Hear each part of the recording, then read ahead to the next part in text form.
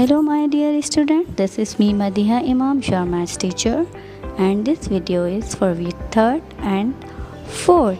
Today's lesson is about comparing and ordering number. So what is comparing and ordering number? So let me explain you that arranging the numbers in ascending and descending order is called ordering, which is done after examining the number as smaller or greater, called comparing. Let's do practice in your book. So, comparing and ordering number, this is worksheet 2A. Count and write the number cross that has more things. As you see, there are some pictures of cubes, or you can say blocks. So, in one picture we have 6 blocks and another 10. So which is greater? Obviously 10. So we cross out the 10 one. Now let's count the cup.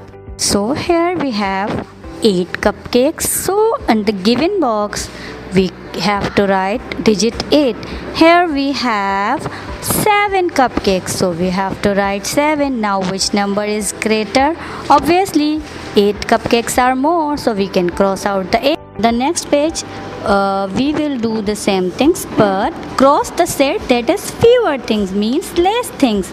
So similarly we need to count. There are some angry birds, I guess. So there are 6 angry birds, so we can write 6. And here we have 5 angry birds, so we can write 5. So which one has fewer things? Obviously the 5 one, so we need to cross out the 5. The next objects. Now in this picture you just need to count the things. You can solve the remaining pages by yourself of the comparing and ordering number. I'm going to mention the pages now.